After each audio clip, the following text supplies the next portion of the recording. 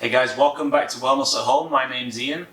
So, what do I think is the most important thing we can do to ensure our general health and well-being?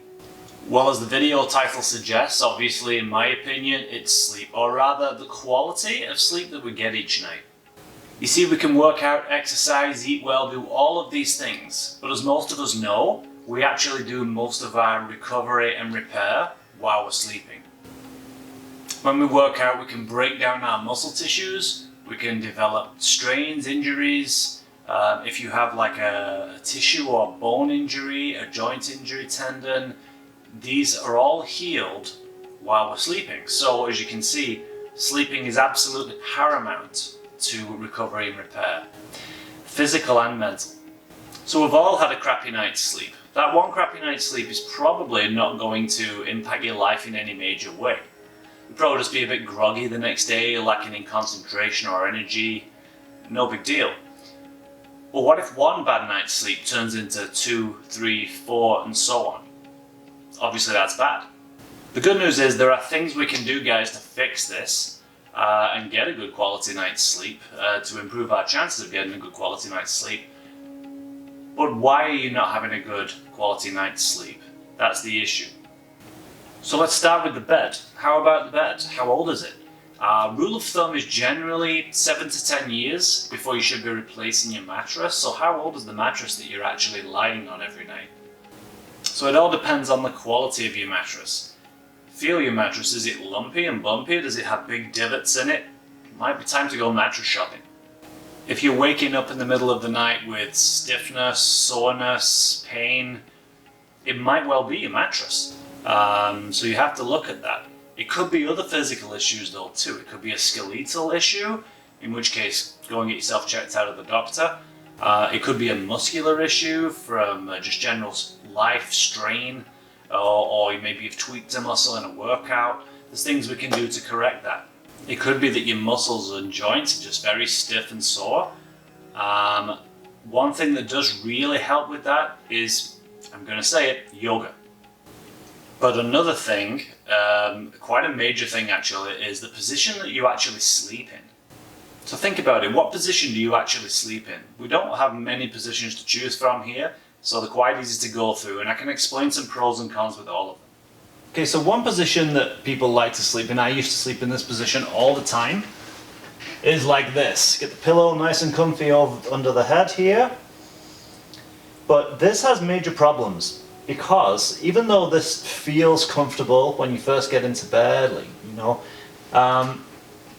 it creates there's a big arch here on the lower lumbar, on the bottom of the spine here.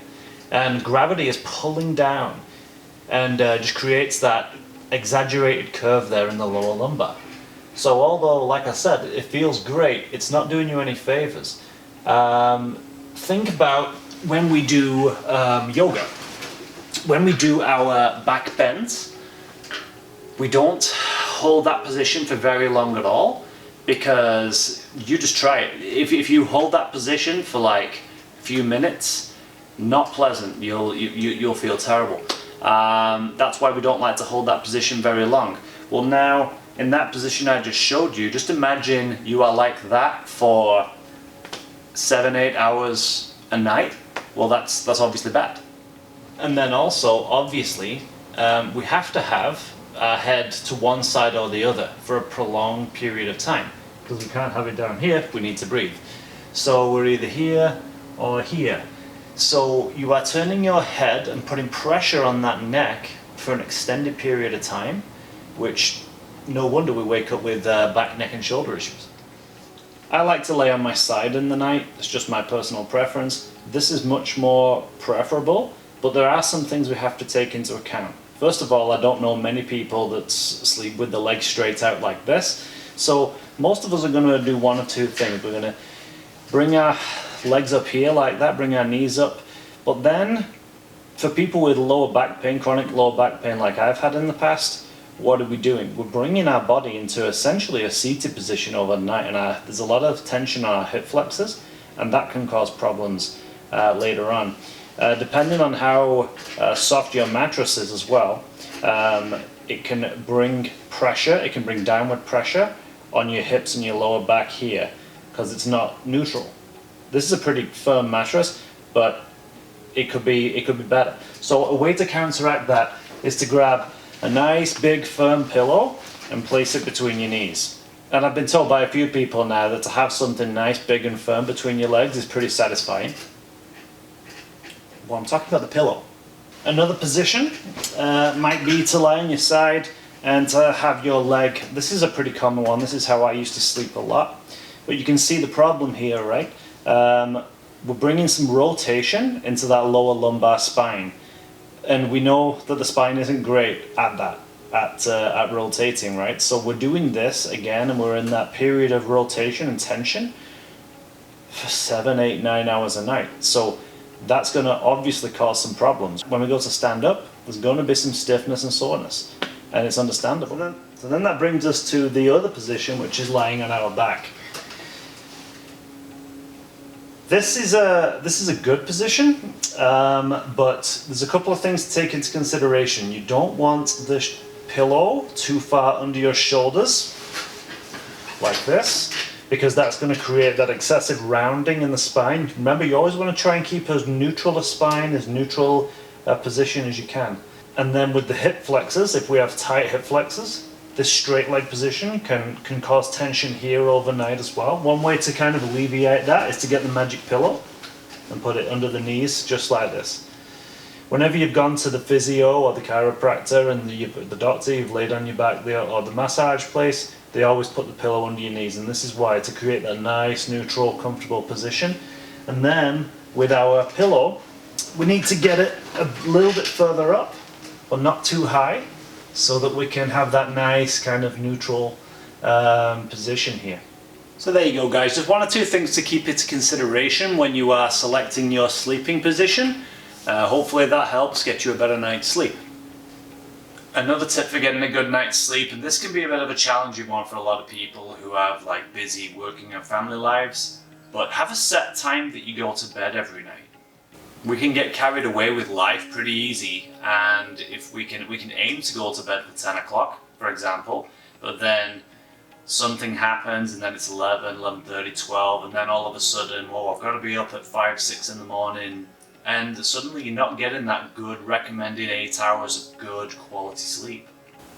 So like anything with regard to physical health, you've got to be disciplined. When you go to the gym, you've got to be disciplined. You've got to say, right, on these days of the week, I'm going to go no matter what, or I'm going to do my yoga every single morning at 8 o'clock. I'm going to get up at 7:30, 8 o'clock, I'm going to do yoga for 15, 20 minutes, and then I'm good for the day. You have to be disciplined. You have to have set times and set goals. Because as a great man, Arnold Schwarzenegger, once said, without goals, we're just a ship without a rudder. We're not going anywhere. So important, guys. Set yourself goals and be disciplined with your routines. Another little tip for getting a good restful sleep is no alcohol or caffeine before bed, like several hours before. Caffeine's obvious. That one's a stimulant, so that's obviously going to keep you more alert. That's why most of us take caffeine, right? To wake us up in the morning, to make us more alert and focused. But for obvious reasons, that might not be such a great idea a couple of hours before bedtime. We don't want to be alert while we're sleeping. We want to like drift away and relax into that good restful sleep. The curious one though is alcohol. Don't get me wrong, I'm not saying alcohol's bad. I like a glass of wine every now and again too. But right before bed, the whole let's have a nightcap thing, don't do that. It's bad. The reason for that is because alcohol is a depressant. And what happens after a certain length of time is your brain becomes more aware, you sober up. So if we have a nightcap, if we have 1 or 2 glasses of wine or whatever your poison is right before bed, well, it might help us get to sleep, but we won't stay there. We won't stay in a good restful state because your neurons start firing during the night as you're asleep and your brain starts becoming more alert and more aware. It sobers up. So that is the opposite of what we want while we're supposed to be in a restful sleep. We don't want our brain to be becoming more active. So if you're going to have an alcoholic drink before bed, just leave it a few hours. My next tip for a good restful night's sleep is to have a warm bath shortly before you go to bed. A warm bath really relaxes all the muscles. You know yourself, when you get into a nice warm bath, everything just melts away. You can maybe get some nice relaxing meditation music on there, light some candles. Yes, I'm a guy, I like the scented candles. Sue me. My next tip is a bit of light reading before bed. It can be great. When I say light reading, you're not going to be reading any improve your business books, any self-help books, anything that's going to really engage the brain.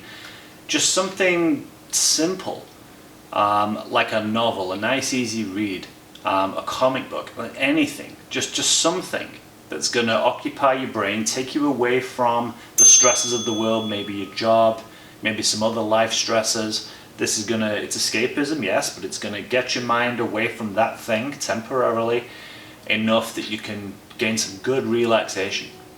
And my final tip for getting a great restful night's sleep, I might have mentioned it once, obviously yoga. Yoga is one of the very, very best things I think you can do, yoga and meditation. If you go to some of my videos here, particularly the beginner series videos, there's some very, very light, short, easy routines you can do to get yourself nice and loose, nice and flexible. And there's some relaxation, meditative poses you can do in there that really help wind the body and mind down. So yeah, guys, those are my tips for getting a great night's sleep. I hope you have some success with it. They work for me. I'm pretty sure they'll work for you. If you enjoyed this video, if you find any value in it whatsoever, do me a great favor, please. Click that like button, make it turn blue. Really helps the channel out. And also subscribe. Make sure that you don't miss out on any future videos. There'll be lots more little health and wellness and lifestyle videos to come. So thanks once again, guys, and with that said, see you in the next video.